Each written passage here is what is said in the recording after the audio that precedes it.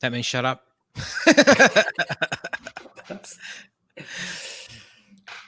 Okay, just give me a second. I'll hit record on here. So people are watching now, and you're doing all this. We're 13 seconds in. This is why it takes these pods go so long. Well, no one's watching yet, so it doesn't matter. No one's watching. Okay, no worries. I haven't hit record on the audio pod version. Okay, just hit it. Just go. Okay. Come on. All right. Hold that thought. Let's get this show going, man. Hurry up. Hurry up. Hurry up. Hurry up. Hurry up. Come on now. We're going to have action too. Right here. It ain't going nowhere. Where you at? You got some technique. What? You ain't show me that. This summer. Hey. Why on track? Ball at the 5, 3rd down and 2. That was bad. Let's go have some fun, bro. We ain't got to talk about too much. He wanted to play the ball. It's holding. Clip. Clip. I was not long. That ain't gonna drop a damn thing. Wait for it. Standing right there. He's taking a card out. He's a piece of paper. It's that close. Hello, welcome. We are the Aussie guys, and and welcome to our week 3 preview. Man, where do we start? Well, this is what we're going to start with. As a Falcons fan, oh the Jägermeister the pod. Yeah, I might make it to the end of the pod. And someone did ask me when I was putting the show out, have I got my Herbert jersey yet? Not quite, but just representing. You could at least colour it in. But, you know. The powder blue. The doctor at the Chargers is copping a lot of stick. But you know what? There are always the chances of complications to medical procedures. This is the thing that people appreciate. And the doctors in the NFL do a lot of, I shouldn't say funky shit, but sort of. Mate, has he been watching? Has he been watching too many? Has he been watching like Pulp Fiction? Pulp Fiction a little bit too, a bit like taking a little. Mate, you don't have to drive. You don't. Like seriously, I was talking about this with we're at the work site yesterday. Yeah, there's only a couple of us there, and I was just explaining to one of the guys. About what this doctor did. Like I'm thinking, so I don't exactly know how. I suppose the lungs are probably a bit lower. They're not behind your chest, are they? He's probably punching in. I take it through the ribs. Okay, through the ribs. Yeah. So the ribs the ribs have. So what's he doing? Has he got sore ribs? Has he? I think he's got a broken or fractured rib. I don't know if you have a broken rib. You wouldn't be playing with a broken rib, would you? Even a fractured rib is extremely painful. That is true. No, what is it that he has? I've got no. Maybe someone in the chat can tell us. But yeah, I just know that they were dead in the nerves.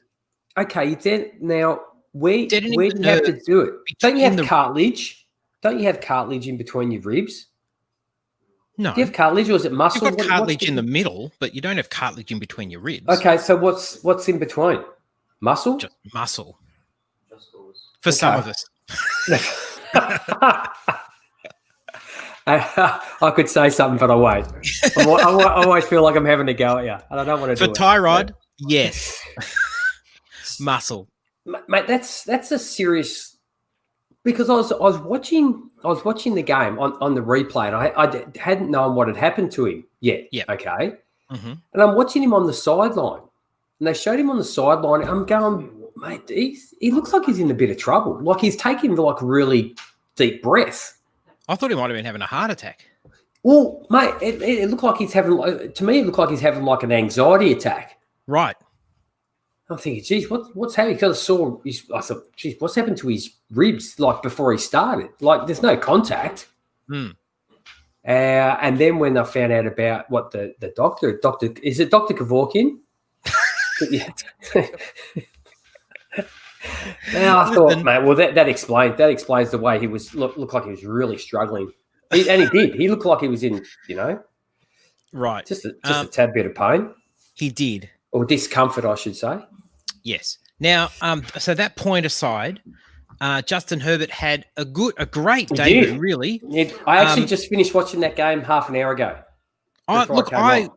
thought he looked really good, and I was very apprehensive, as you well know, about Justin Herbert. If this is the sort of form, and I mean, granted, one game, but if this is the sort of form, and just like Joe Burrow, who shows a lot of promise, he looks great. I think if this is what the Chargers can expect, I'd be very happy. I think he looks good. He overshot a fair few balls. But Sure. It's his first game. He's going to work out his range. Yeah. Isn't he? Absolutely. He's going to make mistakes. It's probably worked out that there was no build up for him. Stanley, that's a pretty apt comment. Medical hour with Bert and Ernie. Yeah. Okay. Yeah. All right. We'll jump back in our box. But look, he did. He looked. I think he looked composed. They did a really good job of protecting him. And that's the thing that was on him coming into the league, is the fact that he gets rattled. I don't think he looked rattled. He gave away that. Was it in the third quarter? He gave away that. He got sacked like way behind. You got to learn. You got to just get rid of the ball. That'll come. That's all the things that he's gonna improve with each game. He'll find once he finds that, mate. Dude's got a cannon, hasn't he? Dude's and you know what's good, G? A lot of fluttering balls, though. Something he has to work on. Yeah, sure. But you know what was? Oh, look, I'm used to fluttering balls, but you know what was good? I'll put that in context. Phillip Rivers, 2019. You really got to stop free balling. Where's the jocks, mate? Put the boys in the house. They need a home. So just before we start too, there's a couple of Noah's mates that watch every week. Really? And but they only really watch, so I do this. Noah, say hello to the boys. These two mates. That's cool. Aaron and Riley. They're all good mates. They all play basketball together. Nice. So I just thought I'd give him a shout out. That's nice. So continue. Sorry. I was going to say a bit of a luxury for Charger fans is when the pocket collapsed a little bit, Justin Herbert actually had some legs. He does. He could move a little bit. Yeah, he does. I'm not used to seeing that. No. Mate, is he Lamar Jackson? No. But mate, if it's enough to get you, you can scamper for 6-7 yards and get a first down. Yeah. Or even put you within, get 5 yards and that's 5 yards you didn't have. Oh, yeah. No, it was good. It was good. He scored did he get in the end zone? Yeah, he did. He ran one in. His first one. His first touchdown was he ran it in. So which is very nice. Yeah, it was great. Look, all round, mate, he looked good. The uniforms looked a lot better this week too at the Chargers. And let me just say, mate, that stadium is seriously hot, isn't it? Oh, like the Raiders stadium. I watched that game. Yeah, and I like the whole darkness and all that. But there's black seats and black everything. Yeah, it looks pretty cool. It looks cool, but just the way the stadium's set up to have an indoor stadium that looks like it's outside. It looks incredible. Yeah, incredible. No, I agree. Now there was a game today, of course. G. I don't think anyone was particularly excited about it, but we had the Fitzmagic was the Finns and the Jags playing. And the Jags looked. Well, look, you wouldn't have picked it. The Jags looked terrible. Fitzmagic, we got the good version today. We got he's either fantastic. You get Fitzmagic or you get Fitztragic, don't you? And he was Fitzmagic. Mate, isn't he loving it? Seriously, we're talking about this just before we came on, and the fact that he knows that his time as the starting quarterback is limited, and he's enjoying every bit of it. Oh, my word. 18 of 20. He was almost perfect. 18 of 20, 198 yards, 3 touchdowns in a And the 31-13 win. The team love him too, don't They they? do. Don't they? They really get around him, you know. And it looks like he got a really good rapport with Tua when you see them on the sideline together. Yeah. And look, Tua looks relaxed and enjoying. He's laughing. He knows that this is his job, and you can see he can be pretty chilled about the whole thing. Yeah, that's right. And Fitzmagic said how good he's learning too. Like the questions he asks are just really intelligent questions. It's a good sign. Yes. Neil put up a comment in the chat. He's excited about James Robinson. Undrafted. Oh, man. And he looked good. Mm-hmm. He looked good. Look, it's hard to understand them letting go of Fournette. Obviously, there's lots of other factors. But when you see the play of James Robinson, you go, oh, gee, this guy was undrafted. And he looks far better than what Fournette looks at the moment. Like Fournette, I know he had the 2 touchdown game, but Jesus, man, like the holes he ran through, he should get 2 touchdowns. And especially the second one, that's just like, you know. And those who picked up James Robinson on the waiver wire in your fantasy league, happy days.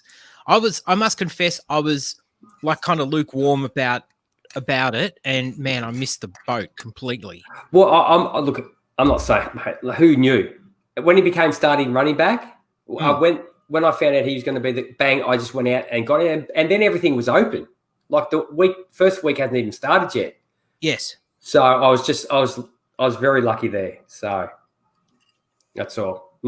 Not because of any knowledge, based on my knowledge of the advice I gave last week, which reminded me very much of the fact that I was cleaning out the pipes underneath the shower and the basin to find out what the clog was. Oh. And there was just the crap that sits in there, toothpaste, but that was pretty much the advice that I gave last week. I reckon. It was appalling, and I apologise. I'm just glad that my mum's the only one that ever takes my advice in fantasy football, so I apologise to my mum. What's her team like? Her team's pretty good. She was she missed out on a few players that I sort of said maybe go out and get, but overall she was 50-50 on the weekend, so it was okay. Okay. Now, I guess a split like this is probably not unexpected. We've got 11 2-0 teams. The Cards, Ravens, Packers, Chiefs, Titans, Bills, Rams, Steelers, Seahawks, Raiders, and the Bears, believe it or not. Okay, hold on, wait. Just before you start the 0-2 teams, just let me just down another shot. Yeah. Oh, those Falcons. What on earth? How could they be? Okay, just like you could probably look at the Bears, like which one of these doesn't belong? You'd probably go, oh, the Bears? And then if you look at the 0-2, you're probably going to go, the Falcons? If you look at the offense, you'd be wondering how the hell they're 0-2. But then, for as long as I've been following the Falcons, or like really following the Falcons, it's just business as usual on the defensive side of the ball, which is really hard. It's really hard to take, Yeah, it totally is, especially that onside kick, but we won't talk about that. So, the 0-2 teams. I just don't blame. Who was there? It was Hayden Hurst. Who else was the other guys hanging around the ball watching it just sort of trickle along? There seemed to be a misunderstanding. It's not like the thing with it's exactly what it was. It was not coached up. Yeah, correct. And it's not like the ball was bouncing around in all different directions. Like, oh my God, I'm going to touch this ball. It's going to squirt out of my hands. The thing was just trickling along the ground. Mate, and not only that, I think if you look to the left of them, the next player in the screen was Julio Jones. Right. Like, dude, you've been around long enough. Yes. Just run past him. I don't know if he's allowed to touch the ball. I don't. Yeah, just dive. Exactly, Neil. Just dive on the ball, crunch up, go into fetal position, tuck it in there, and game's over. Anyway, the 0-2 teams, we have the Panthers, the Falcons, the Vikings, the Lions, Eagles, Giants, Bengals, Broncos, Texans, and Jets. And then 11 teams that are 1-1 or 1-2, obviously, because today has already been played. So that's almost like a third. Yes.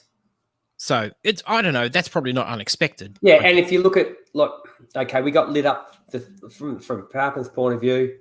We got lit up in the first game by Russell Wilson, but let's face it, we're not the only team that's going to do that. He lit up the Patriots last week.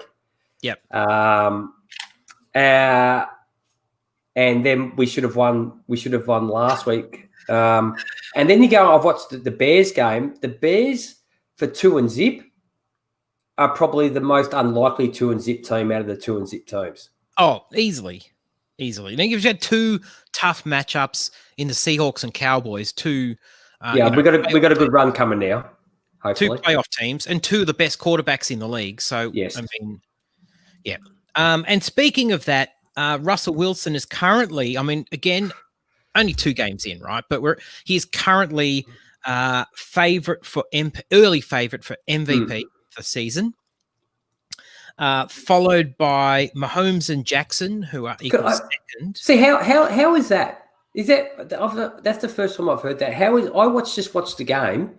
Yep. How is Patrick Mahomes in the MVP conversation? I thought he played okay in the first week. He was very rough. I thought he was just average last week in the Chargers game. Yes, it was. Yep, mate. I spoke to Chris, who was when I spoke to you about it. Like, it'd be very interesting to see how people view Matty Ryan with what he's doing with that offense. Like, that offense is on fire. Yeah. But because you've lost it, yes, because you're 0-2. It's got nothing to do with him or the offense. Yeah, it's kind of it's hard to imagine why Mahomes and Lamar Jackson, right, are next, and then followed by Aaron Rodgers, who I think you could make an argument Rodgers should be number 2. Yes, agreed. Because he has been on fire. Yep. Lamar Jackson. No. His numbers have been pretty good. His numbers have been okay. Lamar Jackson's been okay. Yeah, he is okay. Yeah, but compared to Russell Wilson, what about Dak Prescott? And exactly, yeah.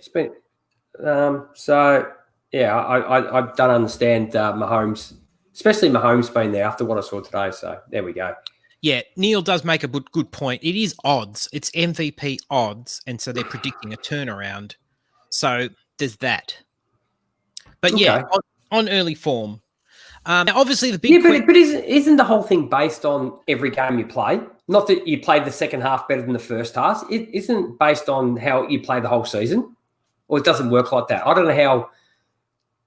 Well, it is how you play the whole season. Yes. Oh, that's what. Yeah.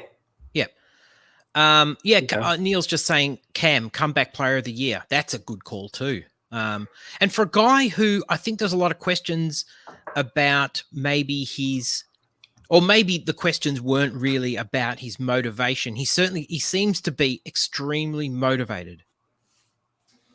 He's focused on, giving it his all and proving people, quote unquote, proving people wrong. So you've got a quarterback and a coach that's 100% out to prove people wrong for 2 totally different things. Yeah.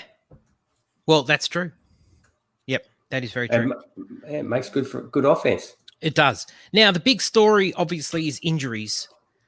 Big story coming out of this week. And I haven't listed them all because some of them are shorter-term ones. And so I just focused on the big ones, like the big names or ones that are like completely all-season injuries. So Saquon Barkley is obviously the biggest one. Anthony Barr for the Vikings. Nick Bosa. Paris Campbell, he looks like he's done. Drew Lock, who's done for a while. CMC, done for a little while. Cortland Sutton, Solomon Thomas. But there's lots others. But it's fair to say week 2 was pretty brutal, G. Yes. I think you're going to just see probably more and more.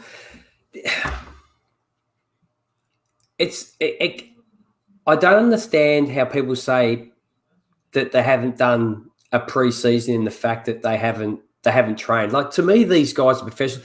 You see these guys training full on before the season, before camp start, like in the off season. So it's not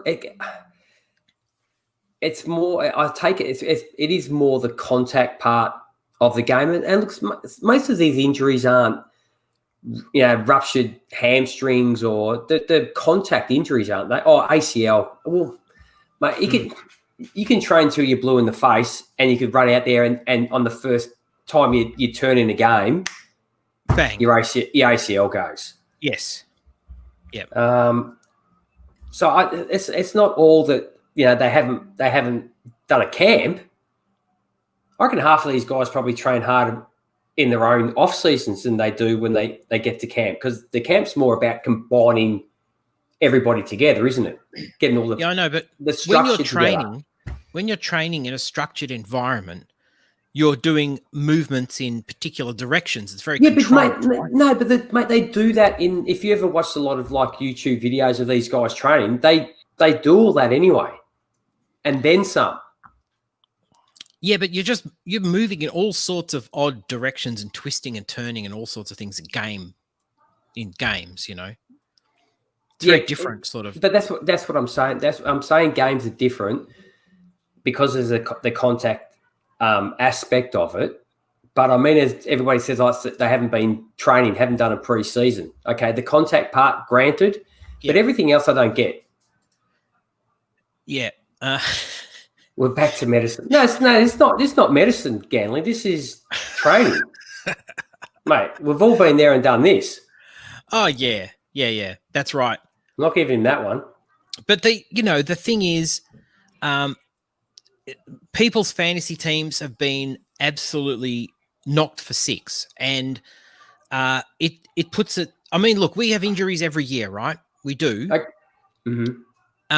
We've had quite a lot in one spell, and there's probably going to be more. And I think the lack of a preseason is probably, has exacerbated this. The contact part of football. Yeah, that's right. Now I'm just looking. I just want to go back a bit. I just put up the stats. We were talking about the MVP. How come no one spoke about Josh Allen? What are his numbers on the year? Mate, he leads in yards with 727, equal first with TDs. Okay. Second is Matt Ryan. Dak Prescott's only thrown for 2 TDs, but has 716 yards. I'm just going down. Russell Wilson is technically number 7 on here, but he's number 5 because they've added the Ryan Fitzpatrick, Gardner Minshew numbers to this. Oh, I see. Yeah. Okay. So there you go. Like, no one's talking about Josh Allen. Hasn't thrown an interception either. Wow. So there you go. I guess there's a lot of bias in the media as well. But as Neil pointed out, he has thrown 9 TDs though, so that probably helps.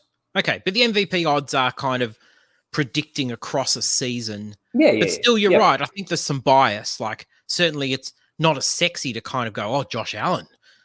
It's probably a lot sexier to sort of say Russell Wilson. Okay. But anyway. But yeah, certainly people's fantasy teams have been hit for 6. I think we've already said it before, but I feel like this season, more than other seasons, is going to be about depth, and it is a bit of a marathon. And the guys that have been coming up on the waiver wire, I don't think have been necessarily compelling guys. I mean, we could talk about Mike Davis. We could talk about, in New York, who do you talk about? I don't think Dion Lewis is necessarily the guy. No. Devonta Freeman's now signed. I went and picked up Wayne Gorman. Yep. They did like him in I think he was on pretty much on the bubble, the cut bubble. But they coming in, with the new coaching staff there. So, but he impressed them. So yeah, and Wayne Gorman playing was it last year? It must have been last year for Saquon. Has performed pretty well. I think Wayne Gorman does reasonably well, but I think the problem in New York is that O-line is no good. No. So, you're asking a lot of a guy who's, not nearly as talented, obviously, right? Stating the obvious. Yeah. But I don't feel like there's any kind of like knockdown, bid all your money or the majority of money kind of guy. This is the first year I haven't done it, actually. Yeah, me too. And usually I'm pretty good at spending $100 in one go with a $100 waiver. I've done it a few times. Well, but this year I didn't do it. James Robinson was probably that guy. We missed if he was available after week 1, yeah, for sure. Yes. But I feel like hanging on to your money this year is not such a bad thing because I think that there's going to be. You may need it. You may need it. Mm-hmm. You may need it. So it's not such a bad thing to do. Now, so this week our plan was similar to what we did last week, to kind of do the flex position. So like last year. Nothing like last week. Well, it sort of is like last week. Well, it is. But what we're going to each week, we're going to sort of look at each week differently and come up with our plays. Instead of just doing the same old. I did look at bringing back the old junk and trunk this week. Oh yeah. But I think we might leave that to when they do the throwback. Do they still do the throwback week this year? The old jerseys and all that. Has that gone by the wayside now? I can't remember. Don't know. Okay. I was going to leave it till then. The old junk and trunk. That was a good one. We had to explain it. We had to explain it every week what junk and trunk was. But what we're going to do this week is we're just going to look at with all the injuries and depth getting shallower. Is we're not going to do any outs. We're just going to do ins, and we're just going to do players you'd put in your flex spot because you'd probably be able to cover your 1 and 2 receivers, maybe your 1 and 2 running backs. That might start to get a bit of a struggle now.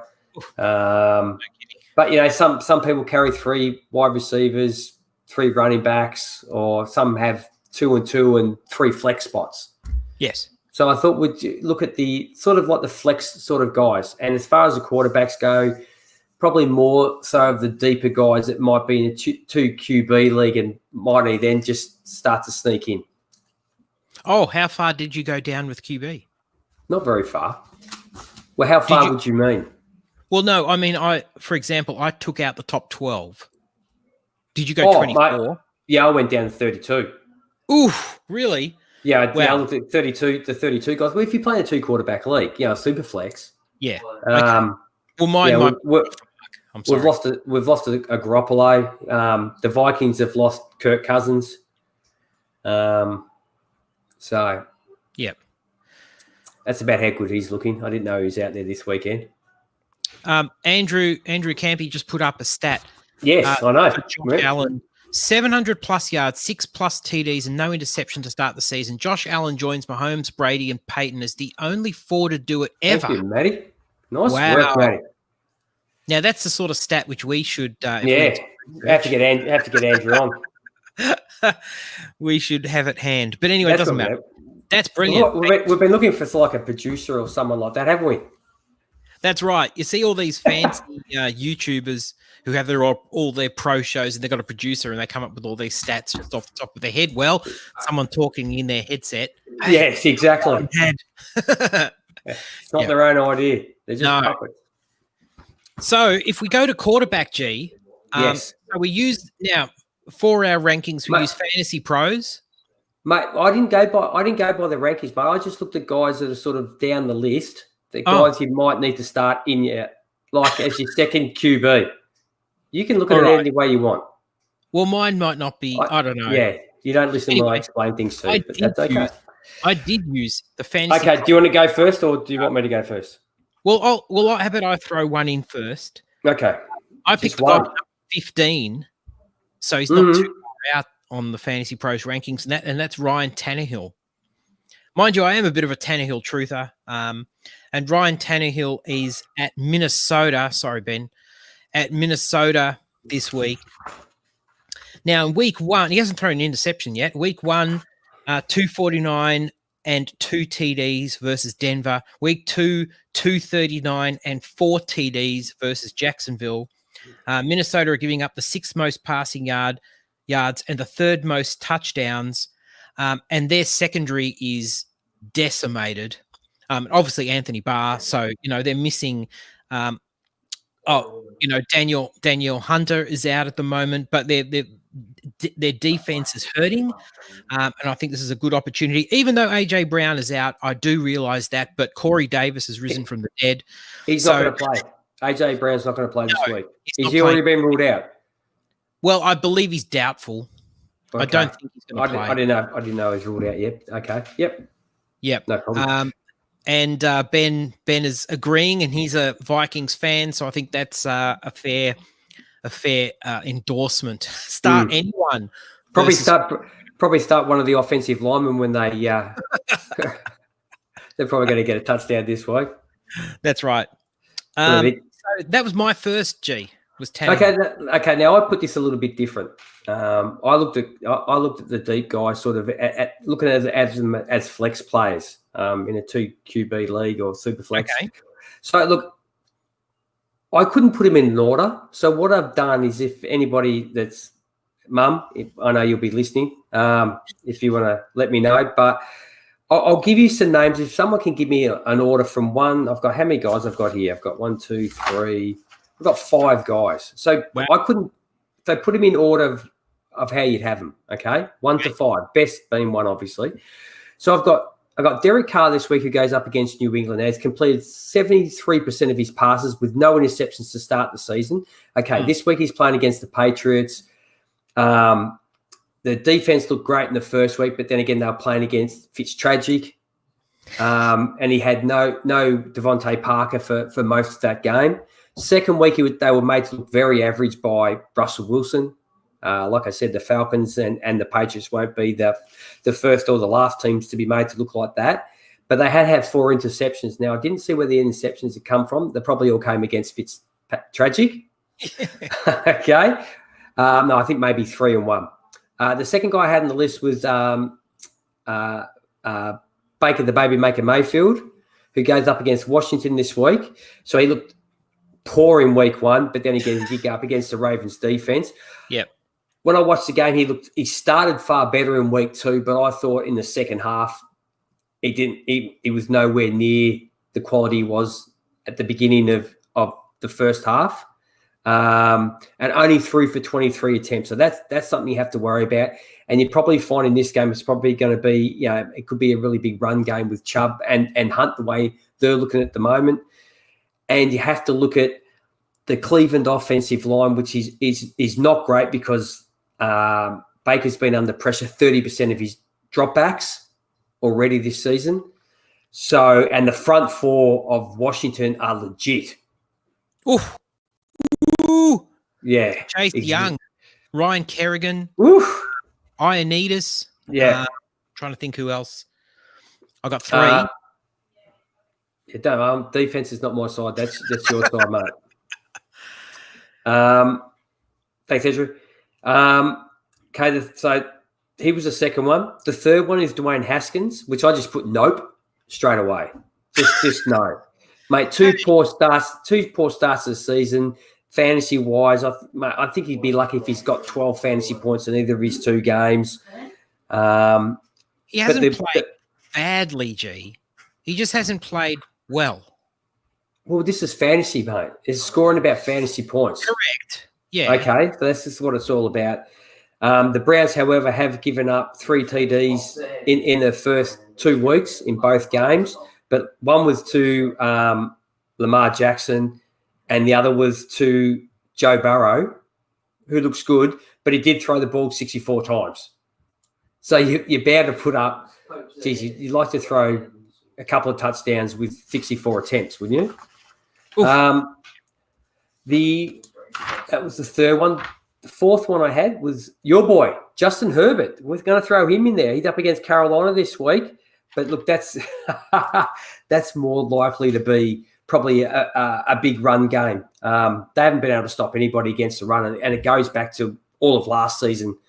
as well. And there's a bit better player that we'll talk about coming up, and in regards to how Carolina have done against the run. But in the first two games, they've gone for 243 yards and 6 TDs already to running backs in the first two games of the season. But the Panthers have only allowed the second fewest fantasy points to QBs. But like we spoke about, I like the look of him, you know. And the fifth one we have, Ben, is Kirk Cousins, who looked absolutely appalling last week, and he goes up against Tennessee. Points, didn't he? Sorry, I think he had negative fantasy points. No, I wouldn't be surprised. He's up there with Nick Mullins, and Dwayne Haskins. Dwayne Haskins. There you go, Dwayne Haskins. Just saying. So, mate, they're only averaging 48 plays a game. And I think both opponents so far have been at least 30 more, which is not a good sign. And the opponents have controlled the clock for 2/3 of the time that they've played against the Vikings, both times, which is, mate, if you only got the ball for 1/3 of the time, you're not going to get any points on the ball, basically. And Kirk Cousins ain't going to do that much. The thing he's got going for him, though, is the Titans' defensive front have only averaged 2.5 sacks per game so far, so that he might get some relief this week. But it's just, if last week was anything to go by, mate, it's going to be full of despair for Vikings fans, unfortunately. And he's been pressured 38% of the time in his last 2 weeks. So what have we got? Ben's put up Carr, Herbert, Mayfield, Cousins, Haskins. Okay. That sounds, and Neil had the same as well. Okay. There we go. That sounds pretty good to me. Derek Carr has looked great. Obviously, we've only seen Justin Herbert one game. He looked good. Baker. Here's the thing, G. Having a run game like they do in Cleveland, that's got to help Baker, hasn't it? It hasn't. It has to. It hasn't yet. It has, though. Last week it in what way? Oh, well, it just takes the pressure off. It takes the pressure off, but it's also not like he has to beat the world. It's not like Baker has to take the world on his shoulders. No, he doesn't. But as far as we're talking about fantasy points here.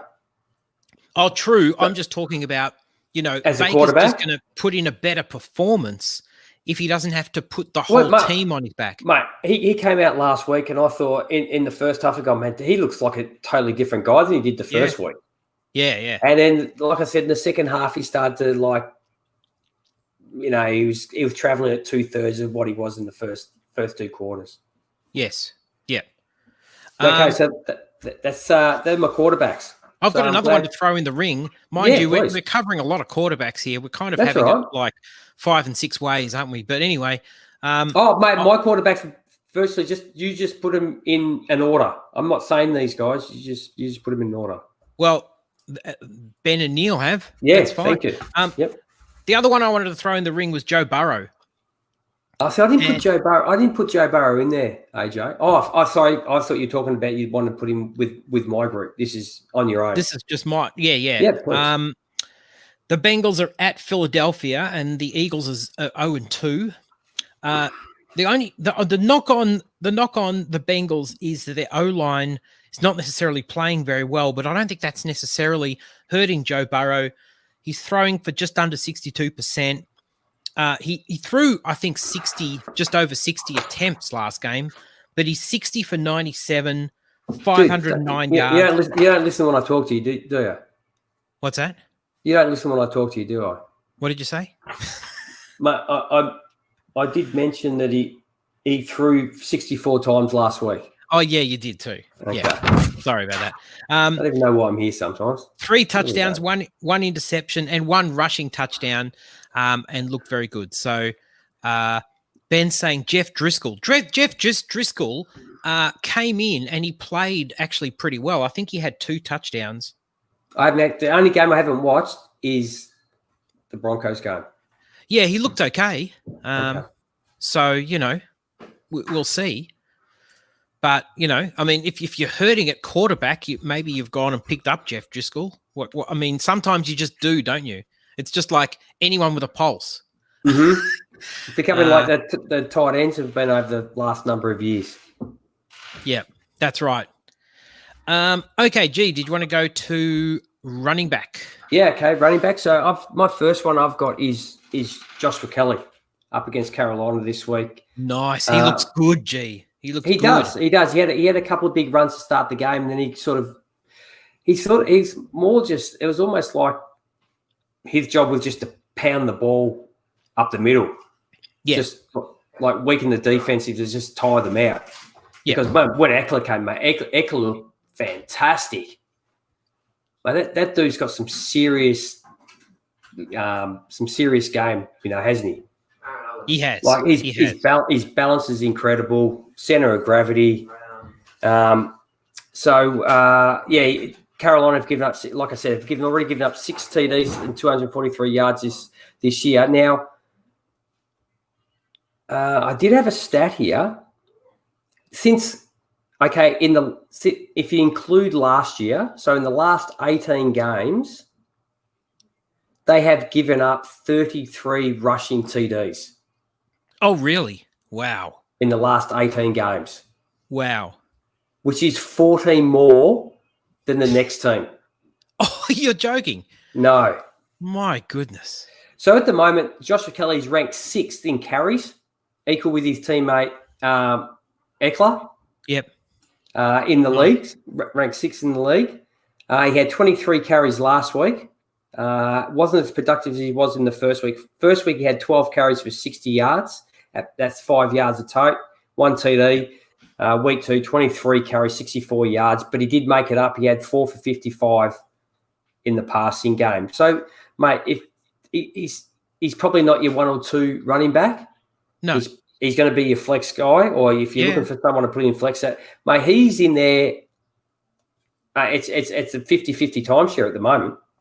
Gee, after this week, he might be your number 2 running back, depending on. They could very easily be your number 2. He could be your number 1 running back at the end of this week. Who knows what's going to happen?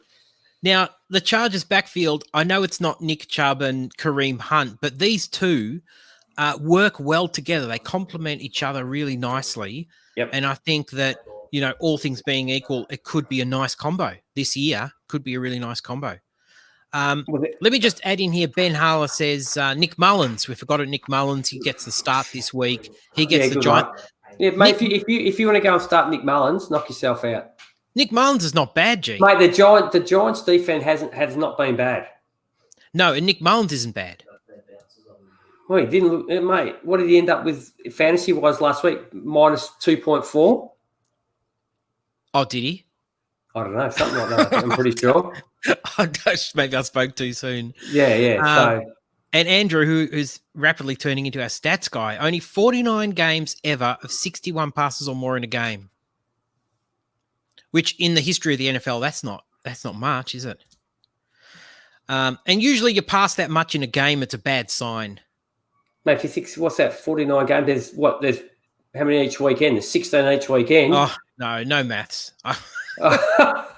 It's beyond me. Okay, Andrew, could you please work out how many games of football have been played?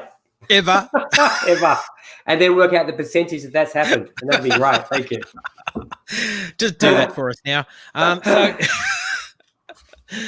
There's your homework for the week. So what's going on in the background? Soda. Soda had to go to the toilet, I think so. Oh, God. Yes, he's old, mate. He's got to go to the toilet all the time. Yeah. Who else do you got? You want someone else? Yeah, I do have someone else that I feel like it's low-hanging fruit, but I did put Mike Davis in there. Well, Mike Davis is, well, mate, there's people, okay, you've lost Christian McCaffrey. Yes. Are people going to slot Mike Davis straight into the Christian McCaffrey spot? I wouldn't. Well, no. Mate, I'd be hoping there was maybe a little bit better running back on that I'd move up and maybe think about putting Mike Davis in my flex spot.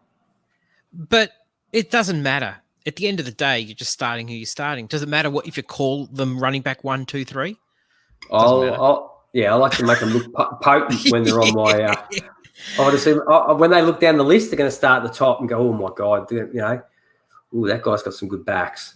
I tell you what, Mike Davis does do. G is he catches the ball well. He does. He's going to do a lot of that this week, though. As much. Well, he's going to the be Chargers down the rock a fair bit, isn't he? Well, yeah, the Chargers D is giving up the third fewest points to running backs. However, the seventh most catches. And Mike Davis last week was 8 for 74 off 8 targets. And so even though he may not necessarily do a lot of pounding of the rock, he's going to probably do the CMC role, essentially. Do it all. Well, maybe not to exactly the there same effect. There we go. Week 2. Oh, sorry. I thought it was 0. There we go. 0.46. Ganley's just what's giving that? us Nick Mullins 0.64. 0.64. What's that? That's like 3 steps. That's your fantasy day. That's about how it happens, isn't it? That's more than Kirk Cousins, isn't it? Could someone show us Kirk Cousins, please? I think Kirk Cousins had negative, but anyway, I could be wrong. Okay, G. Did you have anyone else? Ben's gone all quiet. Yeah, look, I've got Jerick McKinnon this week up against the Giants. Is McKinnon a go though? What's wrong with Jerick McKinnon now? Well, I wasn't sure if he was healthy. I could be wrong. There's so much on the newswire at the moment. No, I'm pretty sure. I'm pretty sure he's ready to go. He could be in for a big Jeffrey workload. Wilson is a nice ad, G. Mate, I'll get to Jeffrey Wilson. Yeah. But they're going up against the Giants this week, mate, and they have been very good against the run game. They've given up 218 yards, but 0 TDs, 11 receptions for 71 yards, and that's the 1 TD goes there. Yeah. So you got McKinnon's probably going to take the workload. You still got Tevin Coleman. He's not injured, is he? Yes. Tevin Coleman's injured. Is he out? Don't tell me he's out. I think as well. Tevin Coleman's out, yes. Oh, well, I think so. Doesn't really matter because he's looked pretty pedestrian. Someone correct me. Anyway, hasn't he? Yeah. So McKinnon can be an all-down back. I'm just checking what you're doing. No problems, mate. So if you look at the defense, mate, have they seriously been hit with the Black Plague? Here we go. The whole team, yeah. 49ers. So this is per Schefter, so it's absolutely 100% right. 49ers running back Tevin Coleman is expected to miss multiple weeks with the knee injury suffered Sunday per source. 49ers are expected to be without Coleman and Moss start on Sunday at the Giants. So it does sound like McKinnon is okay.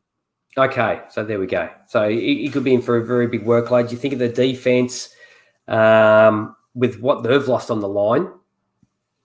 Yes, Thanks, Neil. You're 5 minutes behind, mate, but thanks. There we go. Cousins, 1.48. No, minus 1.48. Oh, is that minus? I think you just put it in minus 0.5. Jeez, that's even worse. That's 1.48 is bad, but minus is just not that it's much worse, really. So, yeah, you look at the defense, that they could be on the field a hell of a lot this week. So you think of who's throwing the ball. You got Nick Mullins throwing the football. What are you going to do? You're going to allow Nick Mullins going to win it for you. So what are you going to try and do? You're going to try and shorten the game, aren't you? With Nick Mullins as your quarterback, you're not going to go Joe Burrow and go throwing it 64 times. Let's hope they've got George Kittle. Although even if they don't have Kittle, they could have Reed. Yeah, well, Jordan Reed was on fire last week, and we'll get to that. Thanks you're spoiling all of this. And as I said, the only thing with McKinnon is that, look, if you look at who the Giants have played as well with McKinnon, they went at Benny Snell ran over him, but didn't score a touchdown. And the touchdown came last week against David Montgomery, who ran for 16 for 82 and 3 for 45 and a receiving TD. And the grifter in all this is, as you spoke about, is Jeff Wilson. Yeah. Who, as we saw last year when they had injuries, mate, every time they got within, the goal line or down the red zone, mate, he got all the carries. Yeah. He scored what did he score? I think he scored was it like something 4 TDs in 2 games or something? I'm just off the top of my head. It was something like that. And that's all he was good for. Yeah. So he's a grifter here. So You could have Derek McKinnon getting all the yardage on the ground and getting the ball down there and help him do that, and all of a sudden, boom. Along comes. Who was it today? Jordan Howard. Jordan Howard today almost had 2 touchdowns. Is that all he does from 1 yard? I think he had 2 goes at the second one, and then Fitz ran it in. Yeah. He just vultures touchdowns. Unbelievable. Have you got any more? I got one more. You got one more? No, you go. Okay, I got Darrell Henderson up against Buffalo this week. Oh, nice. That's good. So you got Cam Akers dealing with sore ribs. You got Malcolm Brown who's got a finger injury. I don't exactly know what it is. I think he might be playing though. He might be playing. Okay, now, mate, Henderson. If you look at the box score, you go, geez, Henderson did well. But if you look at the game, he broke off 2 big runs, and then everything after that was like 1 or 2 yard gets. It was a hard slog outside that. But that's, if you play Henderson, that's what you got to hope for. You got to hope that he bangs out those big runs. Yes, because Brown is far better at moving the pile. Yep. So he was the other one I have this week. This is all about flex. And also, you got to think too, Buffalo could be again without Tremaine Edmonds and Matt Milano at linebacker. Oof. Which helps your run game. If you pick this guy up off the waiver wire, who's a guy I've never heard of, I think he had like some ridiculous, maybe he had like 12 tackles or something, like Tyrell Bowser or someone I don't know what his name was. Whoever slotted into the middle of that defense had a ton of tackles. He could do it again this week. But I think they're getting I think Edmonds is a chance. But yeah, gee. Yeah. But if you look at you say, Buffalo's ranked 12th against the run, which is a good spot to be, obviously. But if you look at the 2 teams they play against the Jets with Frank Gore and the Dolphins with Gaskins. Yes. So they haven't really come up against a half decent running back grouping yet. No. What was that? That was my phone keeps asking for permission to do something. I don't know what it wants to do. Mine does that too. I must sometimes say words that sound like, I'm going to say it. So I'm not going to say it. SIRI.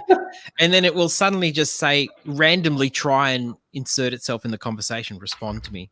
Mate, you've got like Apple has Siri.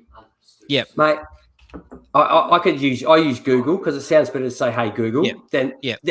I think Samsung is called Bixby. Mate, it's like the phone was made in like 1870. Like, who the hell? Hey, Bixby. You sound like a cotter. At least Siri sounds sort of futuristic. Bixby's like I'm talking, someone out of, in the days of Sherlock Holmes. That's hilarious. Neil's put up here, Jordan Howard has 14 carries for 12 yards and 3 touchdowns. You know who that reminded me of? The guy who used to do that. I don't know if I doubt he's still in the league, is Mike Tolbert. No, he was always that bloody touchdown vulture, They'd put him in at the goal line, just a bowling ball. Oh, well, yeah, 400 pounds, and it was 200 pounds in each leg. Yes. Huge. You got anybody else? No, I don't. Okay, so you got some more receivers for us? Yeah. Now, I went outside the top 24, and both of these guys are pretty – one I was surprised was outside the top 24, and I don't know, you've probably gone deeper than that, G. I have. Okay, so – No, not necessarily. I was sort of just looking at guys that would be good, in your flex spot guys. Oh, yeah. Cortana, Ganley says. Cortana is from where? What the hell's Cortana? It's another Siri thing. Oh, is it? I have no idea, mate. You stop talking your tech stuff. We'll go back into medicine. Something I know something about. Okay, so the first guy I put in, G, was Darius Slayton. So it might be low-hanging fruit because Slayton started the year amazingly. Mate, well, I've got Darius Slayton. He's my first one as well. You're missing Sterling Shepard now. He's not going to be your 1 and 2 receiver. He's going to be your flex. He's going to be someone you're thinking about putting in your flex spot. And look, correct. He could be up against. We just spoke about these guys. You could be looking Niners. at Slayton against a Josh Kelly in your flex spot? Like who do I pick? Now there's a good question. Who would you have? Now up against the 49ers, mate, the defense is seriously. Like I said, mate, they've been hit by the Black Plague. Yes, they definitely have. I think I'd probably lean Slayton if it was me. Yeah, mate, I'd probably. That's tough because Kelly's going to get the touches. Yes, he is. Yeah. And I like to have a guy that I know roughly what his floor, as in how many times he touches the ball. Yet Slayton can do that in one touch. That's the thing. Yeah. One catch, and he's done everything Josh Kelly's taken all day to do. Oh, yeah, exactly. He's got that even in garbage time, he could rescue your fantasy day. And, we were talking about the 49ers D. Sterling Shepard being out, I think also helps. And the connection with Daniel Jones, I think, is not to be understated. No, and also got a good connection. And like you said, on top of the Shepard being out, you got Barkley out, which is 23.5% of the receiving total gone. Yes. Yeah. Oh, of course. Yes. Yep. Probably good for Evan Ingram, I think, too. Man, he's got to pull his finger out. He does. How about holding on to the ball, dude? Isn't it your job? When you came out, I said you were the best receiver, full stop, in that class. It's just making me look like an idiot. But I do pretty well doing that by myself. Don't need any help. But, yeah, I agree. And if you look at what teams have done against the 49ers so far, you had Hopkins went for what? 14, 100. Is that right? 49ers. Yeah, 49ers played Arizona. Yeah, 14 receptions, 151 yards in week 1. And, mate, Chris Hogan looked like a receiver last week against the 49ers. Yes, he did. If Chris, mate, and Darius Slade is just a little bit better than Chris Hogan. He's not in the realms of Hopkins, but he's definitely not in the realm of Chris Hogan either. So, and if you also basically they've got a Rick Armstead and Fred Warner, and that's about it in the Niners defense now. Yeah, and look at the guys that will be covering Slayton. More than likely will be. I wish I could pronounce his name. Arkelio Witherspoon. Did I pronounce that right? Arkello Witherspoon. Arkello Witherspoon and Emmanuel Mosley, who have given up 170 yards between them and a touchdown. So yes, and probably haven't faced anybody with this speed yet. No. So there we go. Okay. I think I've had Darius Slayton every week so far. I'm going to ride this guy all the way into town and walk straight up to the bar and just give me a drink. Sounds good. I do have one other, but do you want to do one before I do mine? No, mate. No. Knock yourself out because we both agreed on that one. Well, he was at number 29, Fantasy Pros. The next one I've got is at number 38, so a little bit further down, and that is Corey Davis. I can't even believe I'm saying this. No, mate, I've got Corey Davis down here as well. Mate, he's playing against Minnesota. Done. Ben just told us to start everybody that plays Minnesota. That's what we're going to do. Taking his advice. That's like, okay, we don't need to spend another second talking about it. Well, but I will say this. Game 1, 7 for 101 yards, no touchdowns off 8 targets. Game 2, 5 for 36 and a touchdown. Is he doing... Is this the Devontae Parker Award of 2020? I don't think that the volume's going to be there because Tannehill, they don't throw the ball enough because they don't have to because of the run game. Yeah, well, yes, but also AJ Brown's not playing. I think, mate. I think I read it today. Tannehill maybe threw the ball 22 times last week. Yeah, he doesn't need to throw it. Yeah, well, that's the whole point. So the Corey Davis, Devontae Parker thing, I just don't think with that amount of balls being thrown around, and you've got Jonas Smith there, and all your unsundry players are going to catch the ball. I just don't know if the volume's going to be there, but mate, he looks good. He does. Mate, the touchdown pass he caught was fantastic in week 2. Yeah. But yeah, I have him down there. And look, I think if you're going to pick up Corey Davis, I think you're going to have to rely on the touchdown to give you good. There's a good chance. Point. There's a good chance this week. Yeah. Well, mate, the Vikings have given up 53.1 PPR points to wide receivers, the second most. Right.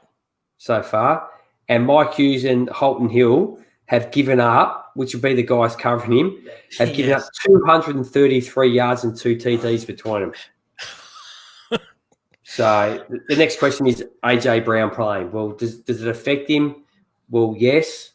And no, because the stronger corner is obviously going to go and pick up AJ Brown. Yep. I don't think he's playing. Okay. Is my feeling on it. Yep. I don't know what his status at the moment is. It might just be questionable, but it's probably more a doubtful side of questionable. Mate, there's a heap of guys that haven't trained this week, and Julio will be another one. But at the moment, they haven't ruled them out. Whereas we saw with George Kittle last week, mate, he was like, he's out, done, way before the game started. So, look, while I do understand teams needing to keep a bit of secrecy, it's a big deal. Is AJ Brown playing? Is he not playing? It's annoying, isn't it? I must admit, week 1, AJ Brown didn't spark. It's not like, oh my God, I got to go out and get AJ Brown. If he didn't have a big week. No. So I'm hoping he pulls his finger out. Yeah. When he comes back, because week 1 was pretty goddamn average after what you did in the second half of last year. Yes. Well, don't be doing that every year. Don't be playing half a rubbish, or like you did the first half. Okay, rookie, granted, but don't be doing that stuff as the year goes on. You start to play better. If you're gonna be a number 1 receiver, you play from the get go. Absolutely. You don't warm into things. Okay, so that was all I had. G, who else do you have? Okay, I've got someone who's probably more in the number 2 wide receiver than a flex spot now, but it all comes down to who you've got on your roster, and that's CD Lamb. Okay.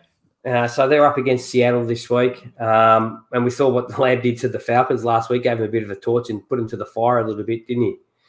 What was it? Was it like 8 for 106? Something like that. He looked good, G. He did look good, but then again, mate, he did it against the Falcons. That's nothing to write home about it at the moment, because they are absolutely disgraceful in the back end. They have no idea, mate. They're all looking at each other going, I thought you were there. No, you were meant to be there. No, I wasn't meant to be there. I was over there. And what guy are you? But they're just looking at each other and shaking their heads like, who are you? And what position do you play? Oh. Yeah, exactly. Now, they're up against the Seahawks this week, who have allowed the most PPR points to wide receivers. The Seahawks have given up 731 yards, the most in the NFL, and 50 receptions, which is also the most in the NFL. Wow. So he could be in. Oh, mate, you could start all 3 of the guys this week. Yeah, you probably can. Yeah. Gallup Cooper as well. And Dak will use him. And that's a good thing that CD Lamb has at the moment. He has the luxury of having guys like Cooper and Gallup that take a lot of attention away. And then you throw in the fact that he's got Prescott as his quarterback, and you got Zeke. You got a run game with Zeke. Yeah. So, and he's played 91.4% of his routes from the slot. So, he's always running past and in the face of Dak Prescott. But it's not that Dak Prescott needs to see him. He knows he's there, and he's already showed that. So, CD Lamb was another one I had, and we already had Corey Davis. Yes. Another one I had is a real slot guy. Now, this is going to be a guy you're going to have to think about is Anthony Miller. Now, he put up the goose egg last week, didn't he? He did drop a certain TD pass near the start of the game, so that would have really maybe boasted his numbers, obviously. But, those things, you sort of get a start like that and the game sort of takes off for you. Gee, Darnell Mooney Is it Darnell Mooney? Yes. Who's a good. rookie. Yeah. He looks like he's got more. Seriously looks like Trubisky has more trust in him at the moment. Right. And this is the thing about Anthony Miller as well, is the fact that his snap count in the first 2 games hasn't gone up from last year, and everybody was talking this could be the year for Anthony Miller, but it just hasn't. He only played 26 last week. Now, whether or not that had anything to do with the fact that he dropped what he shouldn't have, and he's going to be one of those guys too. If you do decide to put him in there, and look, they are up against the Falcons, who have given up the second most yards after the Seattle Seahawks. It must be a bird thing, obviously. But he's the guy with his floor is pretty much not the floor. His floor is the basement. Yes. And, and he has a high ceiling. Yeah, he needs that 1 or 2. He's sort of that. He can be that sort of guy as well. Yeah. And the last guy I have in there, which is pretty much actually when we spoke about would you play Josh Kelly and who else did we compare him to?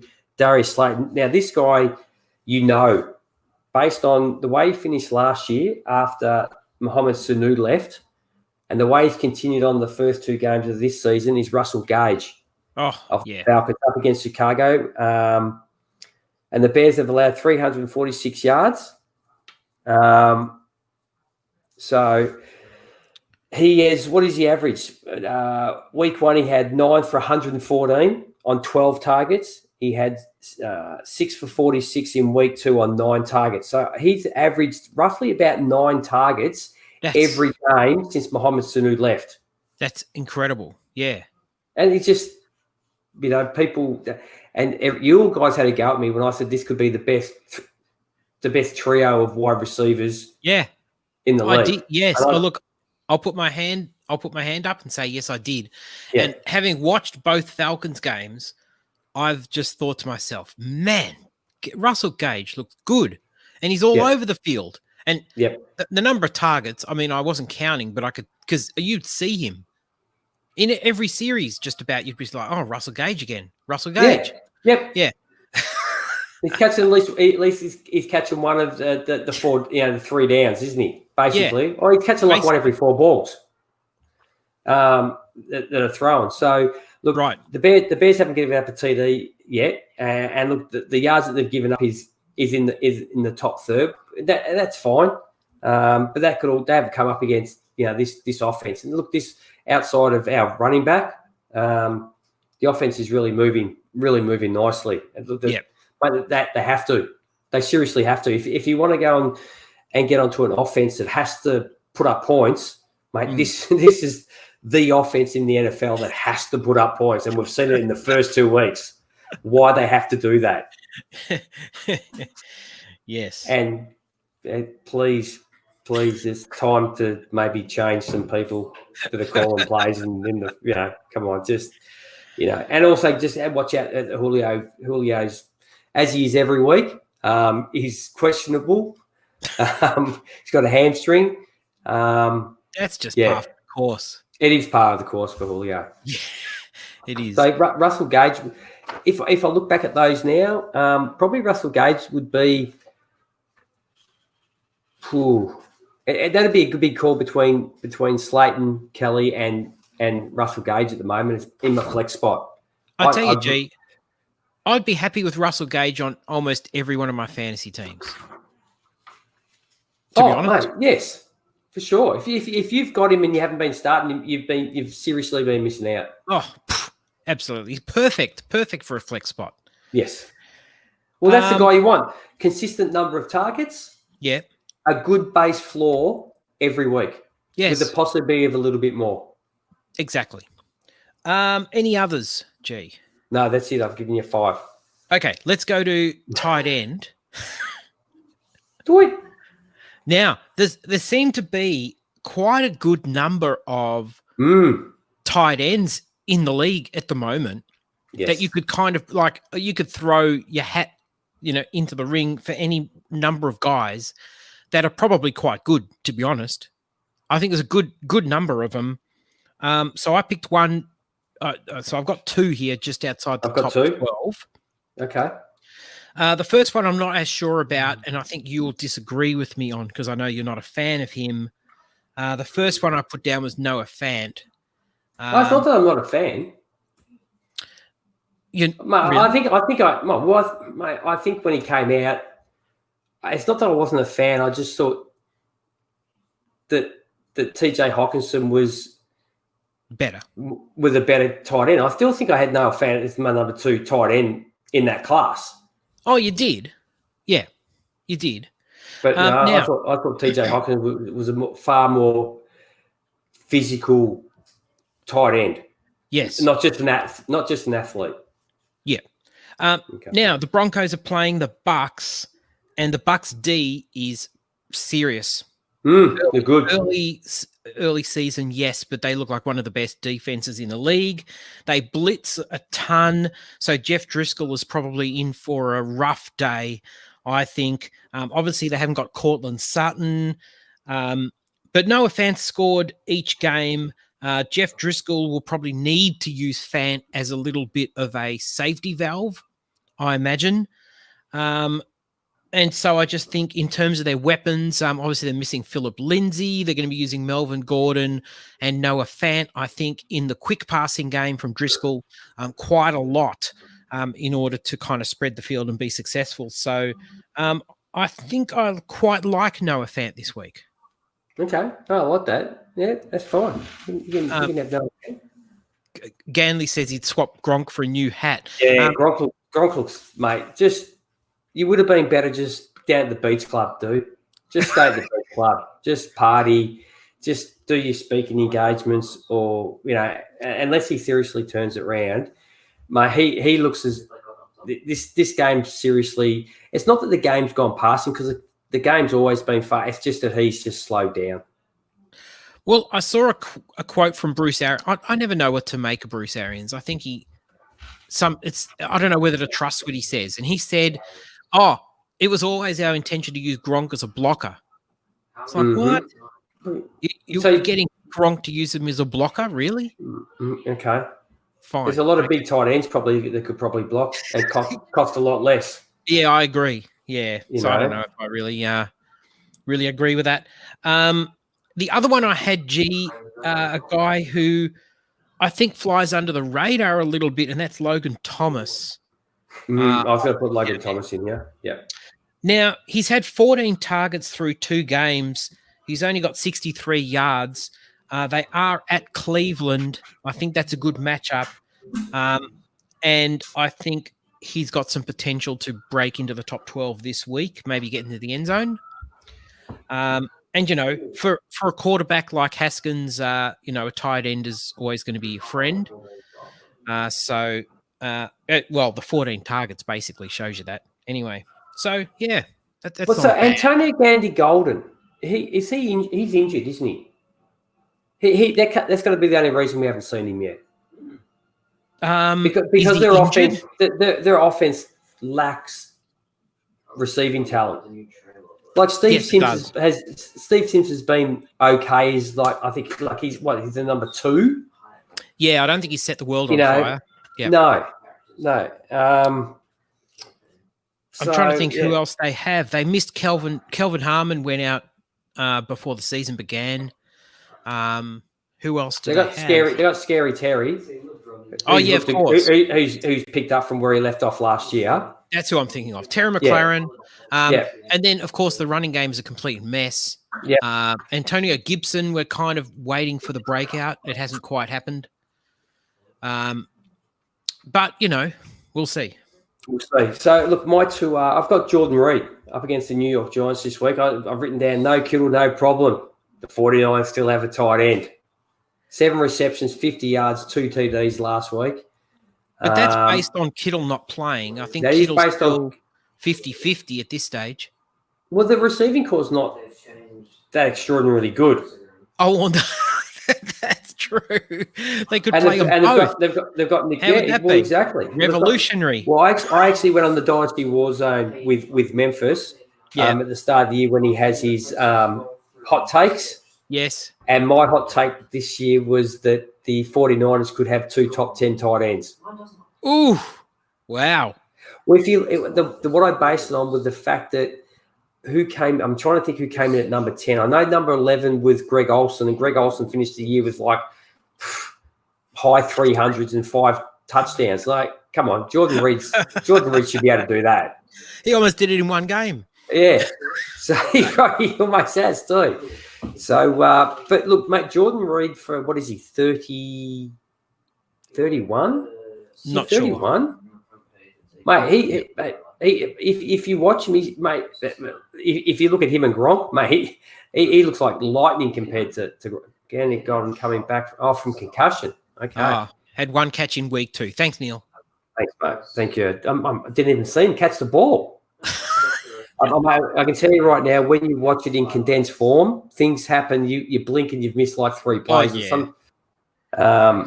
Like when I watched the game today, the game moves so much slower when you have the replay and everything going on than when I watch it. I've got to watch the whole thing like 35 minutes.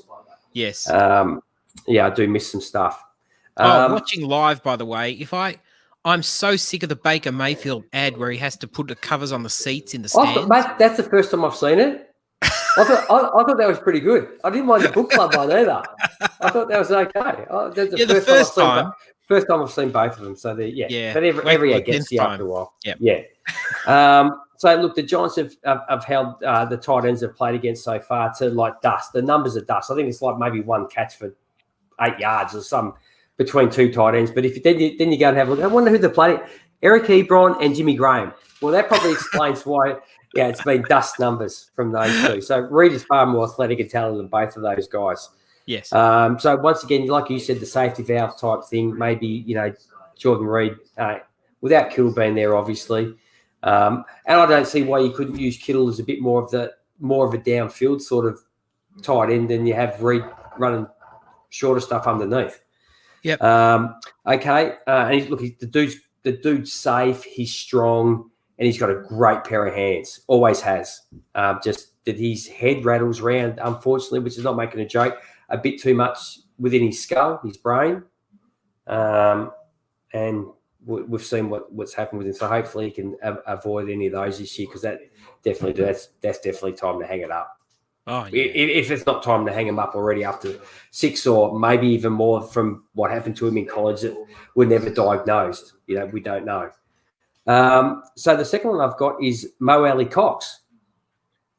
Again, we don't know if he's playing. I think Doyle might be playing. Well, it looks like Doyle might be back, but look what Doyle did in week 1.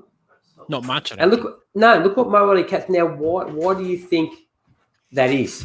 If you look at who Phillip Rivers has had before, has he had, that sort of? Who was his favourite tight end? I shouldn't say, because he's had Hunter Henry there, but. If you look at the bulk of his career, for the bulk of his career, he had the iceberg, didn't he? Yes. And mate, who does Mo Alley-Cox remind you of size wise? Yeah, the way he moves, exactly the same. And look how big he is. How do you not see him? It's like the dude's like 6'5", 6'6". He's like 250, 60 pounds. Yes. Mate, did you watch him on the weekend? Mate, you got guys hanging off him like you have 3-year-old kids hanging off you in the backyard. That's what it looked like. Yes. He just puts those arms up, and it's he's 7.5 foot. He can't jump that high, but give him a foot. He's at 8.5 foot. Yes. So Doyle is a question mark at the moment. Doyle's returned to practice. Okay. Here's a funny tweet that someone had. Fantasy philosopher, whoever that is, I don't know. He said it took Mo Alley-Cox 5 catches to get 111 yards. It typically takes Jack Doyle 111 catches to get 5 yards. Well, mate, that's why I put him in here, and I thought that Jack Doyle is a question mark, but that's why I relate him to the iceberg. Yep. So again, Paris Campbell, he's out. I just think it's a pretty good bet against these defense too. Well, we just saw what Jordan Reed did. The 50 for 2 TDs. Yes. Yep. Done. Are you going to talk or are you going to look at your phone? Are you tweeting? Trump? Look at my phone. No, Andrew sent me a tweet about because we put him on a maths mission. Oh, okay. How'd you go? He did get back to me. He said 49 games divided by 33,150. Although I don't get this, 16,575 total games times 2 quarterbacks. Oh, of course, because you got 2 quarterbacks per game. That makes sense. Mm-hmm. So 49 games out of 33,150 times, which is 0.147% of quarterback games over 61 pass attempts. And that's what I was after. Give me the percentage. Give me the percentage. I want to know what the percentages are. Yep. There you go. That's a very good achievement. And thank you very much, Andrew. Very well done. Now, I'm going to read out the rest of what he's supplied because, it's only fair, but he's given me a fair bit here. Thank you very much. He said, Raheem Mostert reached 22.73 miles per hour on his 76-yard touchdown pass last week. This would have been excellent stuff for me to actually do in an intro. What do you clock? 22.73 miles per hour. 20 to 23. Okay. What's that in kilometers per hour? I have no idea. Andrew, get onto it. Fitzmagic on Thursday night became the first NFL player since 1950 to record at least one victory for 6 different teams against a single opponent, the Jags. Oh. So how's that? Geez, mate, that could actually be a stat that could, if it's taken this long for that to happen, mate, the chances of it that it's not going to happen again in our lifetime. Yeah. Now, he did Fitzmagic today. Fitzmagic did something that I don't know if you noticed this, G. He caught a pass. It got batted. Yeah, his own pass. Yeah. And mate, how quick was his hands? He caught it like a wide receiver. So Andrew's given us this. At 37 years, 305 days old, Fitzpatrick is the oldest player to catch a pass in the NFL this season and the 6th oldest quarterback to catch a pass since 1950. That's a good stat. That's a very good stat. For those wondering, Fitzpatrick surpassed Larry Fitzgerald, 37 years, 20 days old, as the oldest player to catch a pass this year, and Tom Brady, 41 years, 100 days, is the oldest quarterback to record a reception since 1950. Not this year, though. Okay, so we've got... No, not this year. Neil's got... You watch Brady will throw a pass now in the back of someone's head on purpose and get the rebound. Just so he's number one at something else that he does. Yeah, that's right. Neil's given us 37.16 kilometers per hour. That's how fast Mostert's going. Yeah. And he ran, well, the second one was called back, which was almost like a carbon copy of the first one. Mate, once he gets to the outside, mate, he's gone. The dude is, I know he was a track guy at school, wasn't he? I think so. You can almost get a ticket in the suburbs where it's 40 kilometers an hour in the back street, in the suburbs, isn't it? In the side streets. No, in the school time. School time. School time. Is it school zones? About 40 kilometers an hour. Right. Yeah, because I got a ticket for going 41.5 kilometers an hour in a 40 zone. Did you really? Yeah, through a seriously. School zone? Yeah, seriously. Oh no, that's awful. Oh, it's just, they got to make money somehow. And a last one.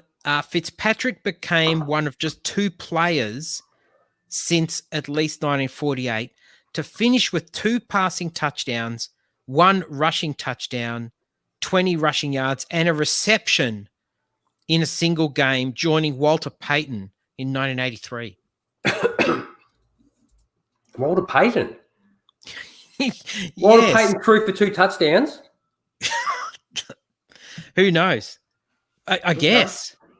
Damn. Yeah. Maybe he threw them into the back of someone's helmet and caught it and ran them in. I have no idea.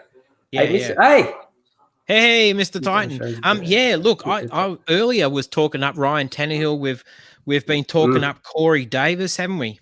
We have surprisingly about Corey Davis. So But let's give it time. It's only 2 games in. There's plenty of time for him to fall off the cliff again. So go back to obscurity. That's Yeah. right. Now, G, did you have any other no, that's it, mate. tight ends or anything? I've given you everybody I've got. That could be it. That's it. That's it. I've got a big tub of ice cream to go and sink into. Because I couldn't, mate. When else am I going to eat it? I only eat my rubbish on the weekend. I eat really well during the week. Right. So because of the Falcons, I have to wait until the weekend to drown my sorrows in a tub of ice cream. I was going to say, we've got some Homer Hut. Falcons game. Ben and Jerry's, I think, mate. So what did you buy me, mate? Ben and Jerry's? What flavour is it? Choc fudge brownie. You got me? Oh, you got to get the cookie dough. I'll tell you a quick story of why he bought me some ice cream today. Oh, yeah. Just quietly. But being a tradie, sometimes people give you the folding stuff. Okay. Oh, so underhand. I don't do anything underhand, mate. I don't do anything, and I declare it all. Okay, but okay, of course. Yeah, of course. I came home and probably didn't declare this. I came home and I thought, I had a bit, and he's a good kid, so I gave him $50 and I gave my daughter $50. Okay, daughter's got a car. What a dad! Yeah, so I just gave him. He was happy, gave me a hug. That was great. The first one I've had for a long time. But if it cost me $50, it's a small price to pay. But anyway, last night they're sitting down and they're having some ice cream. So I go up to my daughter. I said, "Can I have a taste of that ice cream?" She goes, "Yeah, no worries, Dad. Here's some ice cream." I go up to Noah to have a bit of his. Mate, you should have seen the look on his face. Mum bought that for me. Oh. I said, mate, you seriously, you're actually saying that after what I gave you during the week? You're gonna give me that? I said that. He goes, I said, mate, too late, done.